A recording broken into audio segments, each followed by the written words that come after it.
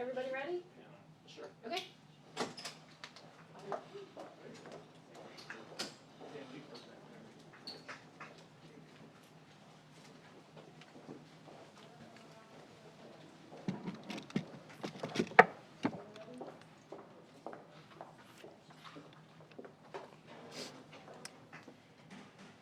Good afternoon, everyone. I am Matt Graves, United States Attorney for the District of Columbia. I am joined on the stage today by Metropolitan Police Department Executive Assistant Chief Jeffrey Carroll, DEA Special Agent in Charge Jared Forget, FBI Special Agent in Charge David Scott, and David Jaffe and Kim Dammers, who lead the Violent Crime and Racketeering Section in the Criminal Division of the Department of Justice.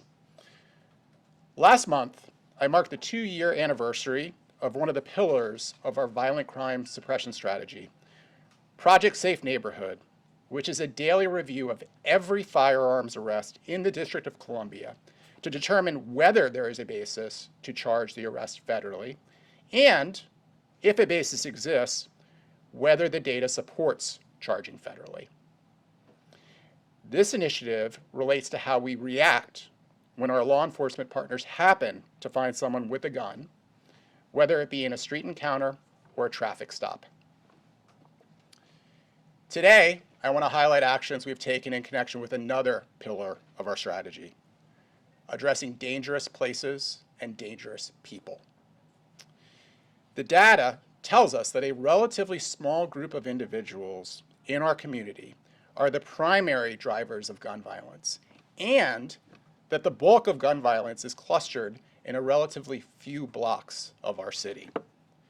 For years, we and our law enforcement partners have been focused on developing effective strategies for how we can best build cases against the relatively few individuals who are driving violence in our community, because we know that proactively removing them from our community is one of the most significant things we can do from a prosecutorial perspective in terms of influencing violent crime trends.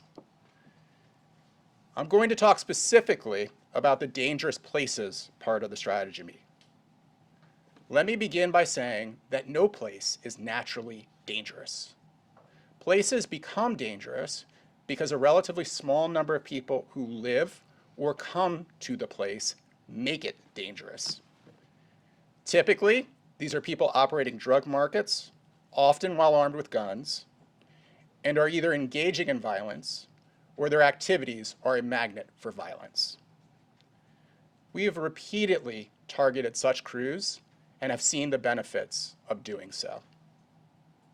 In July 2021, we charged 17 people with drug trafficking activity based near the intersection of MLK and Mellon Streets in Southeast DC.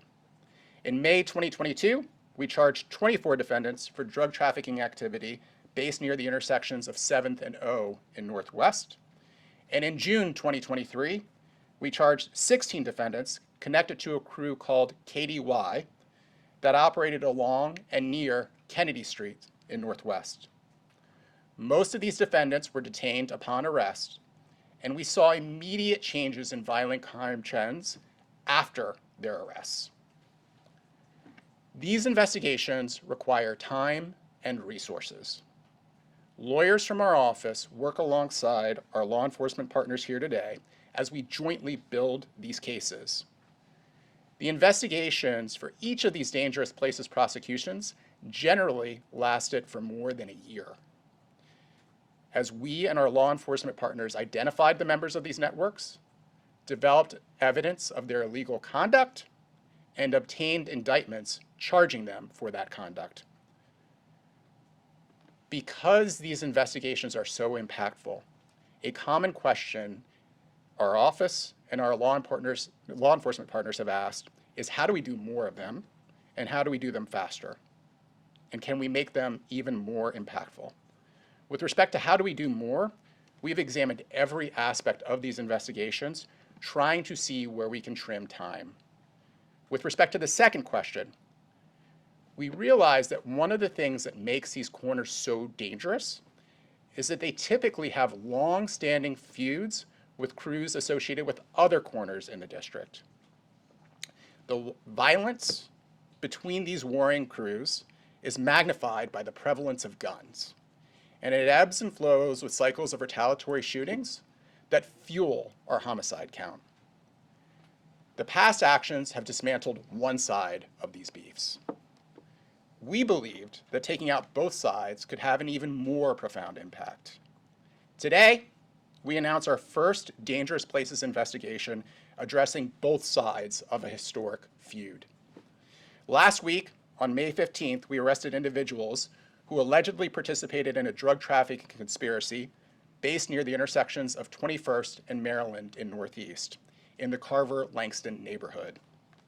Today, we arrested individuals who allegedly participated in drug trafficking conspiracy near the 1100 block of Round Street Northeast in the Trinidad neighborhood. Crews from these neighborhoods, which are separated by less than a mile, have historically feuded with one another. This year alone, we have seen mass shootings and homicides in the areas where these crews have historically operated. The specifics of each of these law enforcement actions are as follows. In the 21st and Maryland indictment announced last week, law enforcement arrested 15 individuals. 10 of the 15 were arrested pursuant to a federal indictment. These 10 people allegedly participated in a conspiracy to distribute fentanyl and crack cocaine. It is alleged that the group collectively distributed hundreds of grams of illegal narcotics. One of the 10 defendants, Charles Manson, is charged with a shooting and firearms offenses related to the shooting. Another of the defendants, Damian Jenkins, is charged with facilitating that shooting. The other 5 people arrested last week were arrested as a result of evidence found during searches executed in connection with the federal indictment. 2 of them have been charged federally, 2 have been charged in Superior Court, and 1 has been referred to the DC Office of Attorney General for prosecution. The evidence recovered on the day of arrest last week includes 20 guns, ammunition feeding devices, more than 150 cartridges of ammunition, $23,000 in cash, and significant quantities of drugs, including suspected fentanyl, heroin, cocaine, marijuana, and liquid PCP.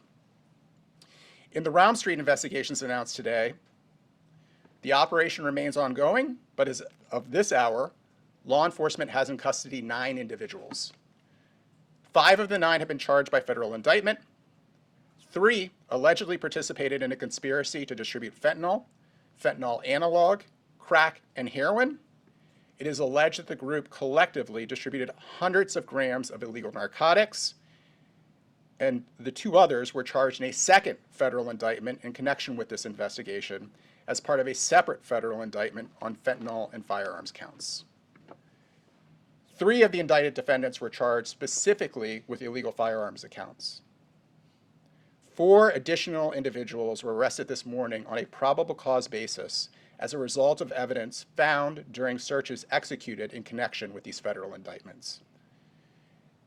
So far, the evidence recovered includes 15 firearms, large amounts of ammunition, roughly $126,000 in cash, and suspected quantities of drugs, including suspected cocaine, methamphetamine, fentanyl, and xylazine.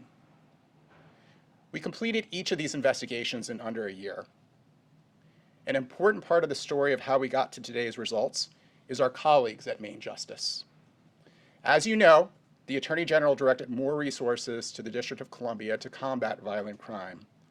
As part of the direction, members of the Violent Crime and Racketeering section agreed to join our Round Street investigations so that we could do more with more and get both these cases charged before the summer months. And they will be full partners on these Round Street prosecutions going forward. We are incredibly appreciative for their partnership. I would like to say 3 things to the people who are making our dangerous places so dangerous. 1, our investigation continues in both Trinidad and Carver-Langston. Anyone who conspired with the individuals arrested should understand that, and anyone considering stepping into their shoes should look forward to getting prosecuted alongside the current defendants. 2, we know that crews in other parts of the district have conspired with crews based in both Trinidad and Carver-Langston and have helped to fuel the violence in those communities. Those crews are also under investigation. Some members of these crews have already been arrested, and others will follow. 3, we have multiple ongoing dangerous places investigations. For instance, earlier this spring, we charged a drug trafficking conspiracy and numerous repeat offenders associated with Petworth, another part of our city that has been plagued by crew-related violence.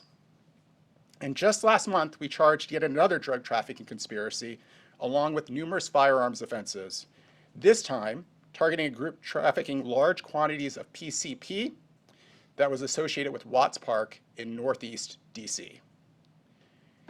If you are part of a drug trafficking organization like the drug trafficking organizations described today, you should assume your organization is under investigation. I would also note that as massive as this dangerous places work is, it is just one aspect of the federal resources we are bringing to bear to combat violence and narcotics trafficking in the district. In the last 2 weeks alone, we have convicted 6 members of the 18th Street Gang, a violent transnational gang, of murders and kidnapping. Indicted an individual for trafficking in synthetic drugs shipped from China to the district. Obtained guilty pleas in connection with federal firearms and narcotics trafficking offenses, and advocated for and had courts collectively impose decades of incarceration for individuals found guilty of federal crimes of violence or firearms and narcotics trafficking offenses. As we enter the unofficial start of summer, violent crime is down 27% when compared to this point last year. Homicides are down 24%.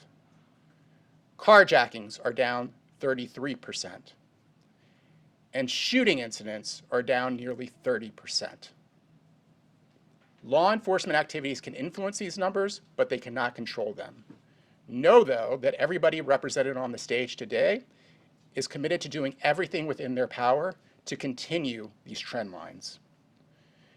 We are incredibly grateful to our law enforcement partners represented on the stage for their collaboration on these dangerous places investigations and these prosecutions. The Metropolitan Police Department's Violent Crime Suppression Division has been the tip of the spear on all these efforts, with the Violent Crime Impact Team leading the charge on 21st in Maryland, and the Narcotics Enforcement Unit devoting countless hours to Round Street. These cases would not be possible without the resource-intensive work that MPD has done, and we look forward to building more cases with them in the future. The DEA, the FBI, and the Department of Labor have been incredible partners on these investigations, willing to offer up both their expertise and their resources to be force multipliers. Finally, I would like to thank our career prosecutors who've worked tirelessly side by side with our law enforcement partners, issuing subpoenas, helping to secure warrants, and reviewing and analyzing the evidence. There are quite literally no indictments or arrests without their efforts. It is my pleasure to welcome to the podium Executive Chief Carroll. Thank you, Matt. Appreciate it. Good afternoon, everyone. As the U.S. Attorney stated, I'm Jeff Carroll. I'm the Executive Assistant Chief at the Metropolitan Police Department here in Washington, D.C. As indicated over the past week, we have concluded 2 operations that were the result of several months of investigation. These investigations resulted in the arrest of 24 individuals for multiple offenses related to drug possession, distribution, as well as a variety of firearm offenses. These offenders have been bringing harm to our communities, and their arrests mark a significant step in securing our neighborhoods. The success of these operations would not have been possible without the collaboration, dedication, and support of the officers, investigators, and detectives of the Metropolitan Police Department, our federal partners at the DEA and the FBI, and the United States Attorney's Office. The unwavering commitment to upholding the law and protecting our communities is truly commendable. To the residents, businesses, and visitors of the District of Columbia, the Metropolitan Police Department hears your concerns and is committed to working tirelessly to ensure your safety. These operations are a testament to our unwavering dedication to protect our communities.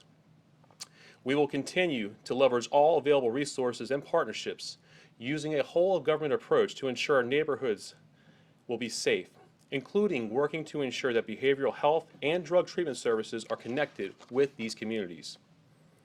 To those who continue to engage in violent crimes, drug sales, and the illegal possession of firearms, let this serve as a clear message. Your actions bring tremendous harm to our communities, and they will not be tolerated. Operations like these will continue, and our investigations are ongoing. Our resolve is steadfast. The Metropolitan Police Department and our law enforcement partners will use every resource at our disposal to hold individuals accountable and to face the full consequences of the law. We will relentlessly pursue justice to create a safe, stronger community for all. And with that, I'll turn it over to the Special Agent in charge of the DEA, Forget. Thank you, Executive Chief Carroll, and good afternoon, everybody. Many Washingtonians have raised concerns about local drug trafficking crews that have been taking over their neighborhoods through violence and the distribution of fentanyl and other illegal drugs. It is affecting the residents' quality of life because these criminals are conducting their activities on the streets, in front of their homes, in public parks, and close to our schools. Drug trafficking and violence are undeniably connected, as demonstrated by the unlawful activities mentioned by U.S. Attorney Graves today. We are addressing this issue head-on by taking a strong stance in implementing strict measures to combat the illegal manufacture and distribution of drugs, as well as removing firearms from the street. A key strategy to halt this violence is the interagency collaboration among local, state, and federal partners. By combining our expertise, resources, and authorities, we are being more effective to combat these threats in our area. The two operations conducted this month, involving the Down Bottom crew and the 21st and Maryland crew, are a great example of this partnership and the result of many months of hard work. As highlighted in today's efforts, we're using everything at our disposal, including field investigative techniques and prosecutor-led law enforcement operations driven by intelligence to dismantle drug trafficking organizations. Like I've mentioned here before, our main focus at DEA is to tackle the fentanyl poisoning crisis and the resulting violence in our neighborhoods.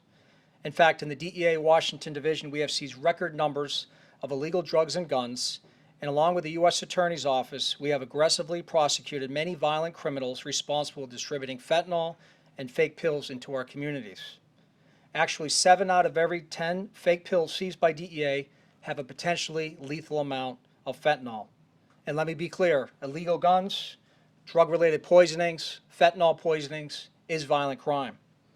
I want to assure you that we are working diligently to put an end to these activities and bring those responsible to justice.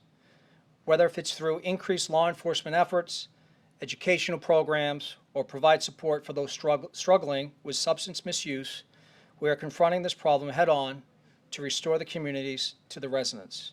And now I'd like to pass the mic to FBI Special Agent in Charge, David Scott. Thank you, SAC Forget. I'm Dave Scott, Special Agent in Charge of the Criminal and Cyber Division of the Washington Field Office. I appreciate the opportunity to be here today to discuss our work and highlight our partnerships. As my colleagues have already said, over the last several months, we've worked together to build cases against 2 drug trafficking crews in Northeast DC. The defendants in both of these cases distributed fentanyl, one of the most addictive and potent illicit drugs on the market, and they spread fear and violence throughout their communities.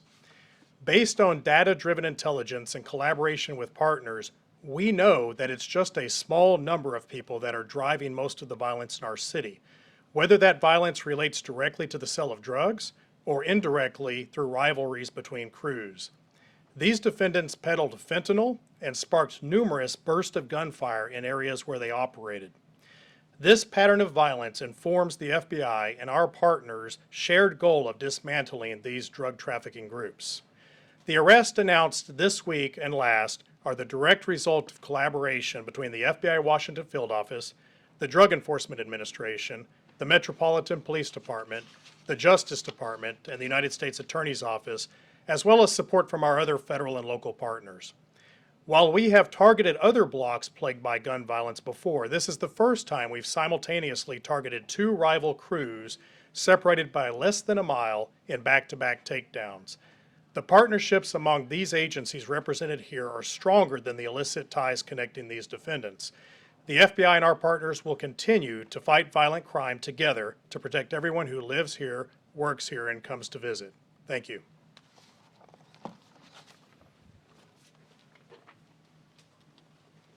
And we have some time for some on-topic questions. Yes. Hi, I'm Jenny Gaffney with the Washington Post.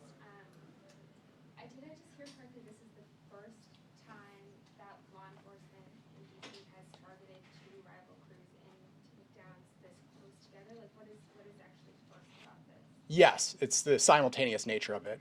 I've gone through and outlined a number of the other neighborhood-based investigations we've had before.